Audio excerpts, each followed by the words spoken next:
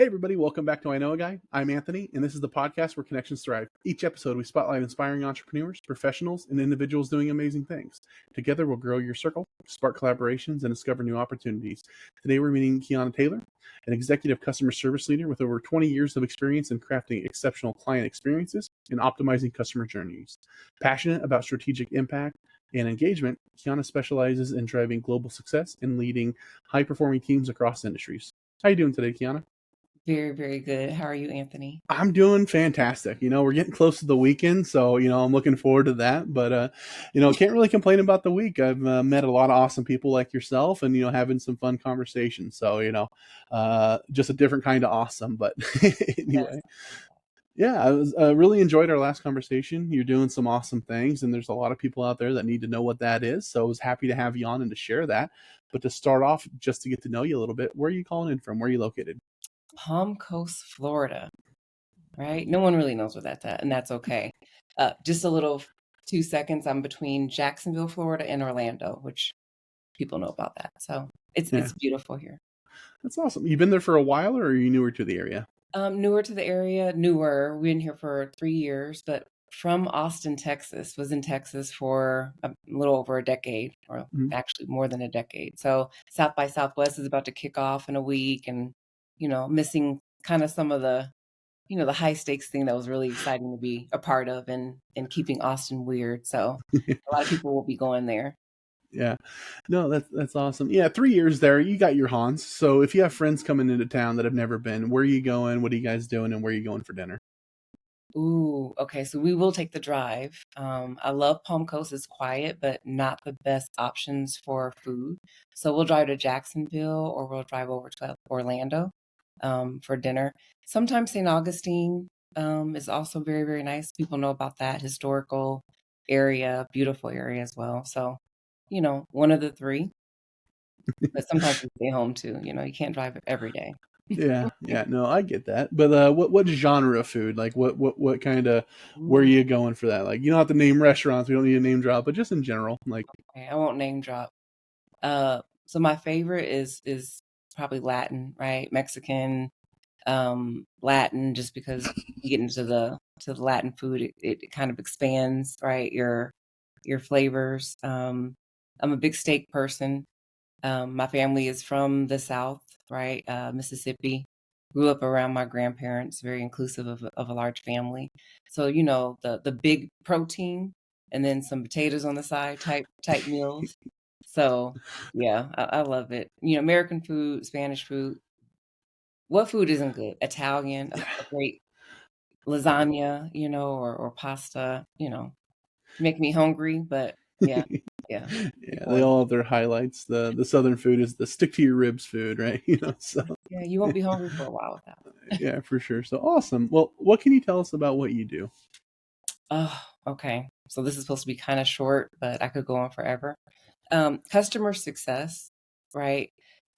It's kind of part of my DNA, and the reason why is because I'm just by nature a huge nurturer, and customer success to me is really being authentically nurturing, right? But instead of applying it to my family or kids, you get to apply it to businesses.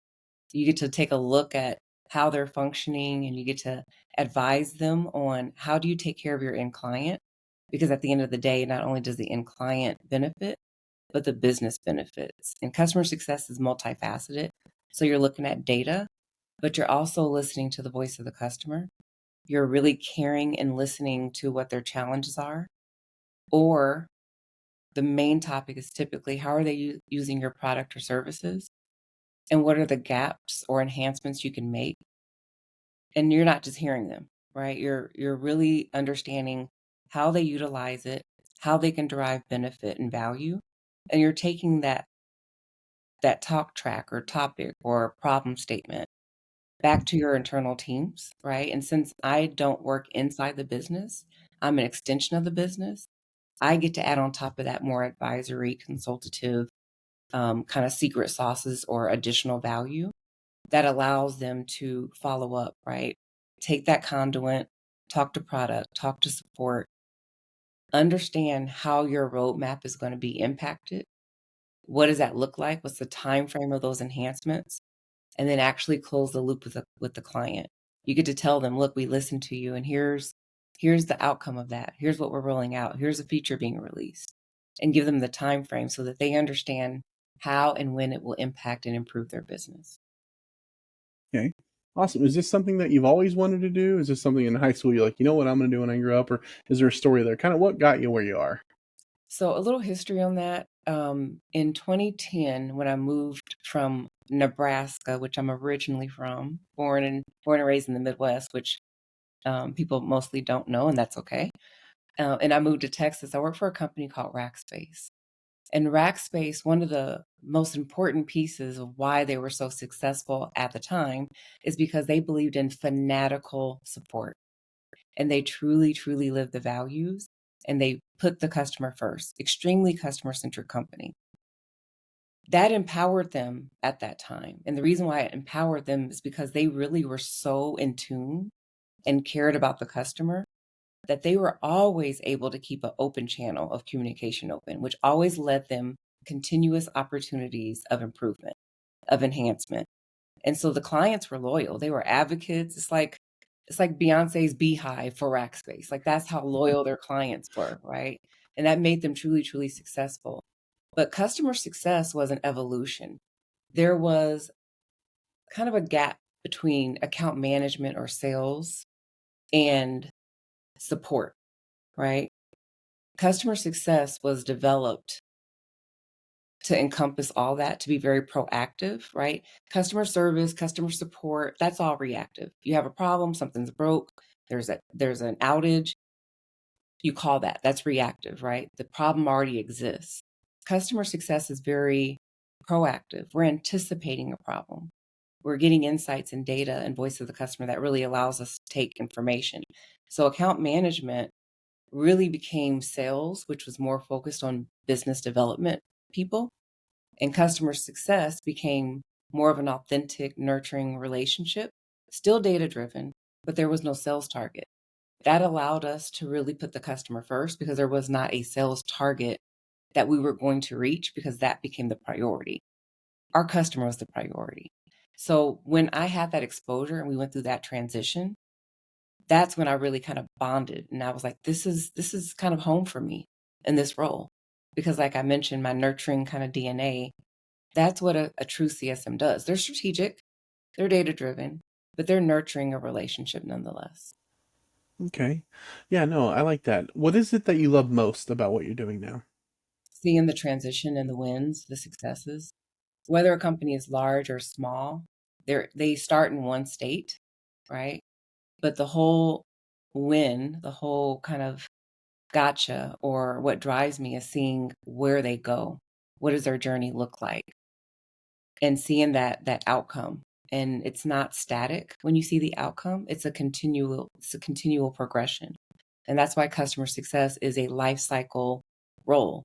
It's like a marriage or a strong friendship. You don't ever break up. You're always working on what that relationship looks like, and wanting to make sure you drive mutual success. And so that's always been important to me because again, it ties back to that nurturing quality. You're constantly through the entire life cycle nurturing your relationship, listening, and making enhancements or improvements. What does your average client look like? Or what are the pain points that somebody might be going through that if they're dealing with XYZ, you're the person that they should be talking to? They may not be retaining all their clients, right? That's a huge one, right? Churn, mitigation.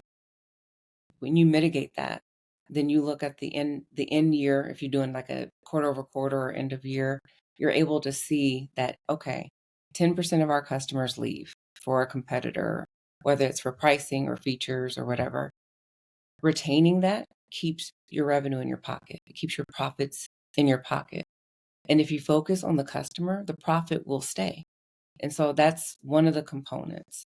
Also, renewals, right? It's tied to that. So if someone's not churning, they're renewing.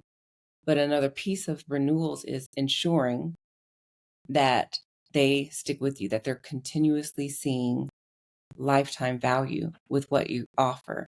And then it becomes more of an automation because they don't see themselves operating or partnering with anyone different. Also, the increase in revenue. So, yes, you retain a client, but then the next part of that, or the growth part from a profit or revenue perspective, is increased revenue. When you keep a very close relationship and a good pulse and make sure your customer stays healthy and they're constantly satisfied, then anytime they have a need, they're going to come to you first. One, you treat them well. You've become a trusted advisor or partner. So they're going to come to you, hey, I have this or that problem. Can you solve for that? So again, it allows the customer to increase retention, mitigate churn, and increase revenue. And one of the things that's different about my company at Key Focus Group is they're able to do all those things, right? Have all those components and quality of having customer success, but they're doing it without overhead. Many companies believe you have to have a captive team, right? Or you need to control it. Well, you absolutely still can have a say and actually delegate it out and not have to pay benefits, not have to pay vacation.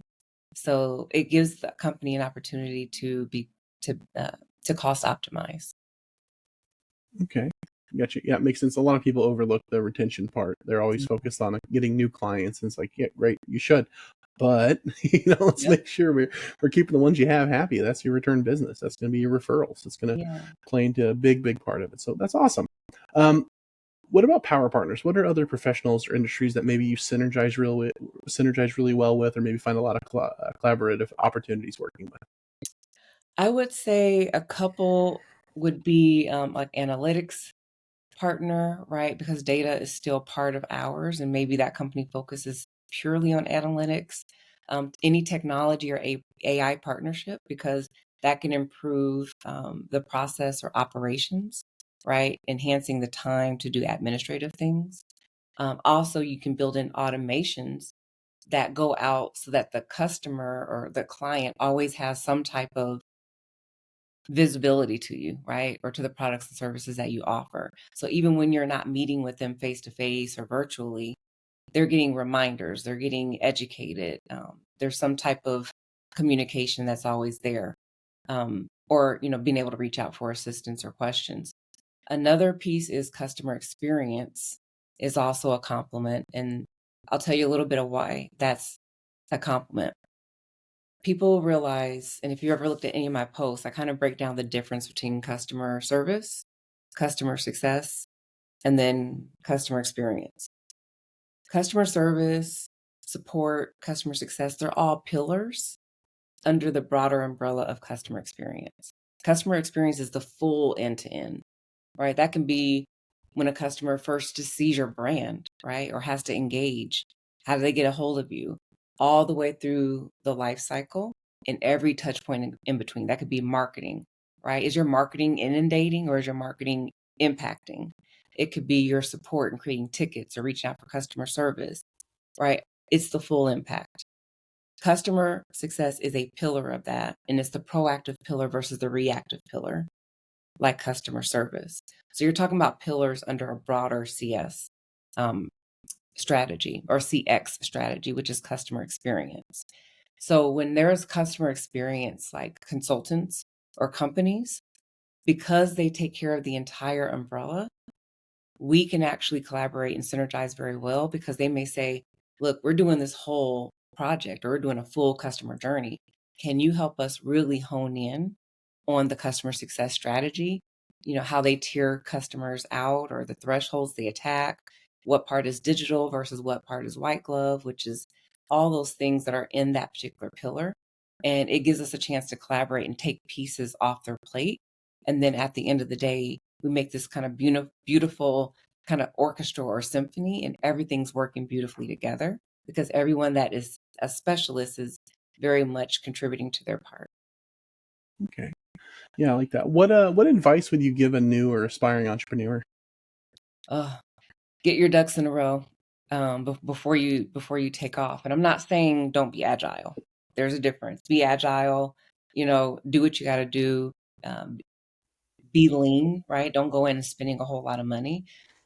But one of the things that I'm finding will set me up for success is the first thing I did is make sure all my foundational pieces were done. document SOPs, right? Document your processes, create templates. And what that allows you to do is it slows you down so that you can speed up later.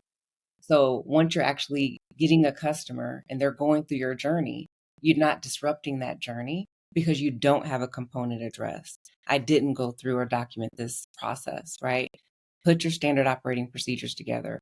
Create a source of truth, meaning that's where you keep all those things so that as you grow, it's documented there. You're not disbarred. You're not having what I call kind of technology confusion. Your tech stack is not heavy.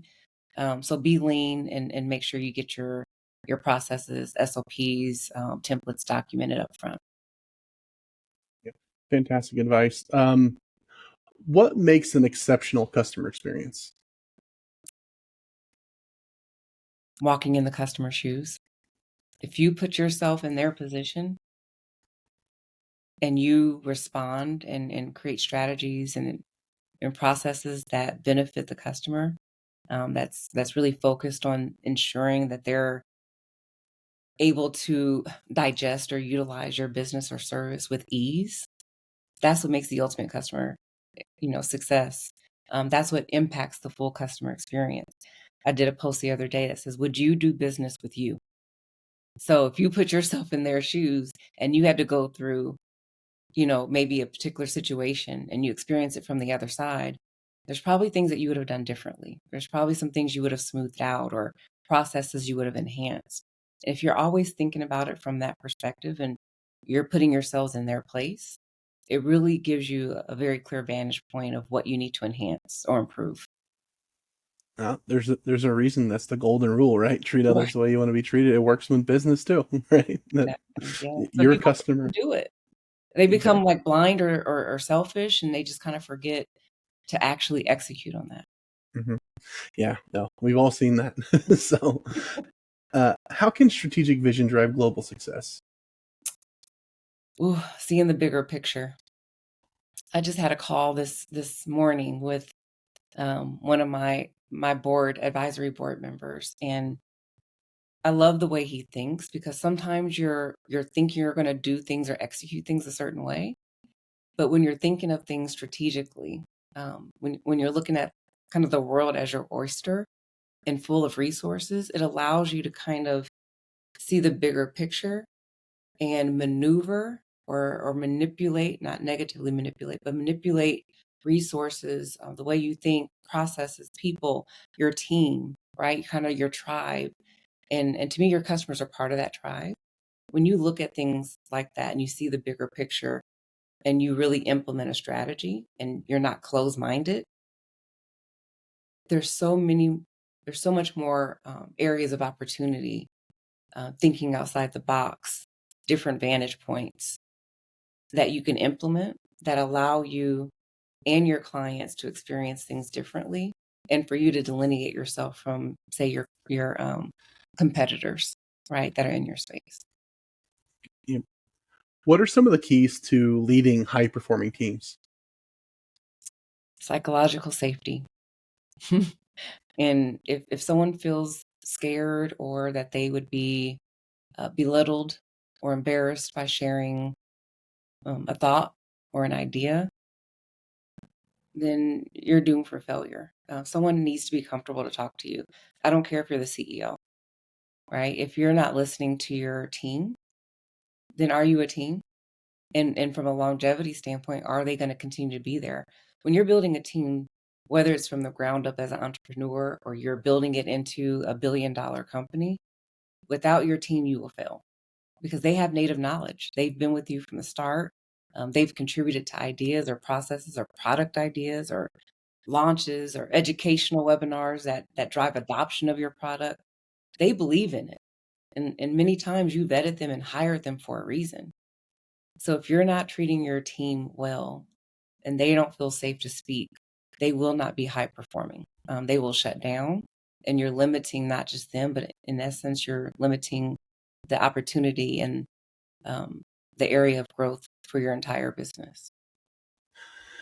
yeah, ultimately you're the one in charge of steering it, but they're there for a reason. You're paying them for a reason. Don't don't get in the way of that, No. right? So, no, that's fantastic. And I know we could spend a long time going into every one of these topics and going deep into the weeds, but just overall in general, is there anything that I missed that maybe you wanted to add? I think probably the biggest thing is education. I think a lot of people either don't know about customer success, and I say that because most customer success is specifically in the tech vertical or software as a service vertical. But customer success, healthcare uses it a little bit. I think it's improving, but there is a huge opportunity to drive it in healthcare. There's a huge opportunity to drive it in public sector and education. There's a huge opportunity to drive it in manufactured energy. There's so many verticals that if they applied it, they would really see huge benefits. And it doesn't have to be a captive team. You don't have to pay for the whole kit and caboodle in order to derive the benefits and value from customer success. Leverage someone like my company at Key Focus Group. Keep your costs down, but drive the value up. For the people that are hungry for that education, that want to take those steps, how can they get a hold of you? Where can they find you? There's still a phone number, right? I never dial it, but it's 904-330-4010. They can go to, of course, the website keyfocuscs.com. That's keyfocuscs as in customer success.com. Or they can reach out directly, right? My email is ktaylor@keyfocuscs.com or contact us at keyfocus.com. So I know I provided you some of the links. Hopefully I gave you all the accurate information, but I do encourage people to reach out and call. And look, my point is not to push anyone into a decision. The point is just to have a really good conversation. And it gives me the opportunity, or my team the opportunity, to really listen. Our whole goal is to make sure that we can add value. Does it make sense for you? Because if it doesn't make sense, it doesn't do you or us any good. So we want to make sure it's going to be a success and add value to your organization. Perfect. And I'll put all that in the show notes, make it really easy for everybody.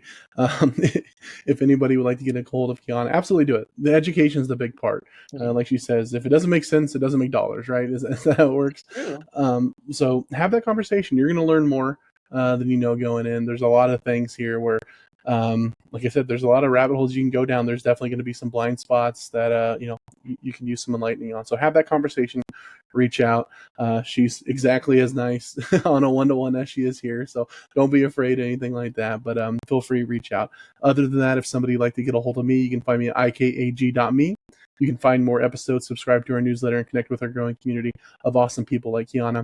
If you or somebody you know would like to be interviewed, you can also apply on the website. But Keyonna, I really appreciate you coming on, taking the time. You're a wealth of knowledge. There's so much here that is oftentimes overlooked and to the detriment of the business. So we need to take it to heart. We need to have those conversations, educate ourselves, and just get better in general. So let's all go out. Let's have an awesome day and grow our circles. All right. Thank you so much for having me. My pleasure.